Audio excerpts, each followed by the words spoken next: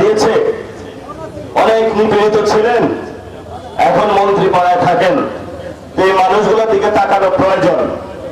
যদি মানুষগুলোর দিকে আপনি না তাকান 5 বছরে, আগামী ইলেকশনে বা স্থানীয় নির্বাচনে এই মানুষগুলো আপনার দিকে তাকাইবে না। গণভোটে দেশের 70% মানুষ সংস্কারের পক্ষে রায় দিলেও বিএনপি তা মানছে না, এমন অভিযোগ এনসিপি নেতাদের। সিলেটে দেশ গড়তে জুলাই জাগরণ শীর্ষক একাধিক পথসভায় যোগ দেন তারা। বলেন, দেশে আর কাউকে স্বৈরাচার হতে দেয়া হবে না। সিলেটে জুলাই পদযাত্রার দ্বিতীয় দিনে সীমান্তবর্তী কোম্পানিগঞ্জের সমাবেশে অংশ নেয় এনসিপির কেন্দ্রীয় নেতারা। দলটির মুখ্য সমন্বয়ক নাসির উদ্দিন পাটোয়ারি বলেন, গণরায়ের বিপক্ষে যে সরকার টেকাতে পারবে না তারেক রহমান।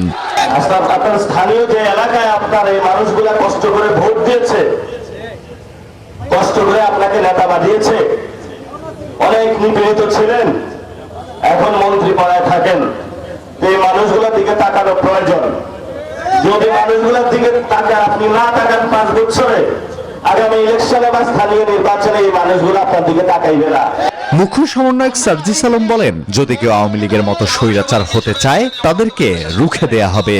যেই দল গুমের শিকার, খুনের শিকার, মিথ্যা মামলার শিকার, হামলার শিকার, যেই দল 17 বছর জুলুমের শিকার, যেই দল আমার সাথে জুলাই একসাথে আন্দোলন করলো, সেই দল যদি নতুন করে স্বৈরাচার হয়ে উঠতে চায়, আমরা বলে দিচ্ছি আমরা সেই দলকে স্বৈরাচার হইতে দিব না।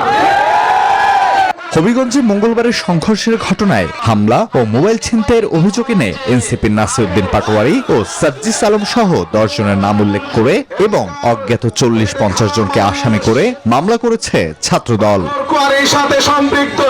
ওই সংঘর্ষে চোখে গুরুতর আঘাত পাওয়া কিশোর আলিফকে দেখতে বিকেলে চক্ষু হাসপাতালে যান বিরোধী দলীয় নেতা ডক্টর শফিকুর রহমান।